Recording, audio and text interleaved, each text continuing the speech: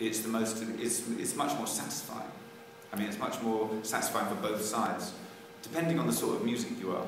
You know, if you're someone who's making radio pop for teenage girls, it's going to be difficult for you there to, you know, I'm not quite sure whether that's going to expand your life, you know, emotionally and spiritually, to go and stay with those, you know, people and do organised gigs with them, because you're part of a very marketed commercial thing.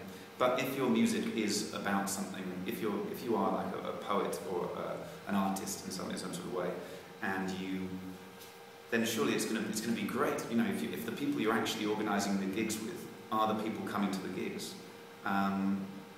your experience of that tour is going to be that much more interesting. I was just saying to my friends in Padua when I was there. We had one night off, and so we ended up doing I did it unlit, basically, a small gig.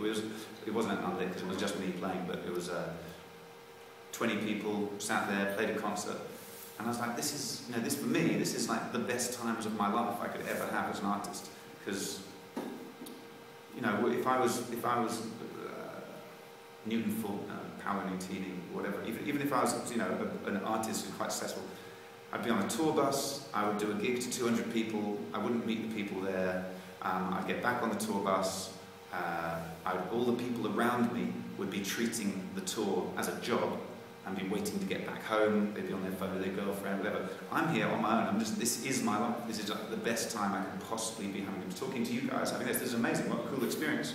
I never thought that I'd be sitting in a university talking to people about things like this, having, you know, so I don't know if it's the future for everyone, but if you're doing something which is really genuine and which is really connecting with people, then it's going to be something that people do more and more and more.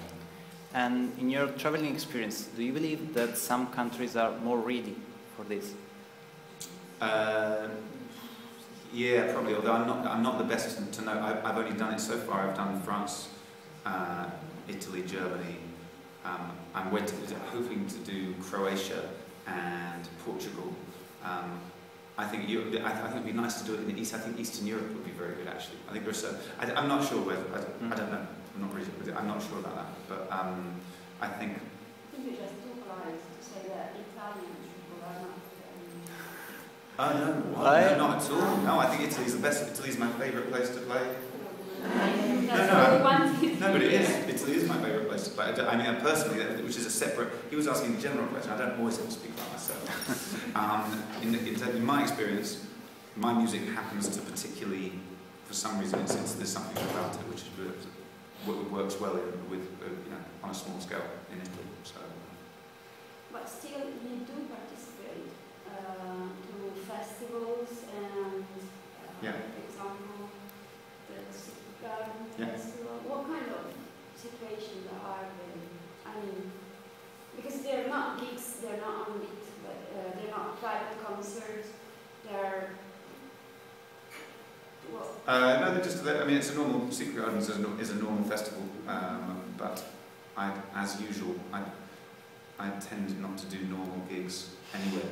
I mean, I would actually quite like to do just some normal gigs, but it never seems to happen. So I just sort of think, okay, you know, I mean, like, it'd be great. I'd love to go out and, like, you know, get on a big stage, play to a few hundred people. That'd be great.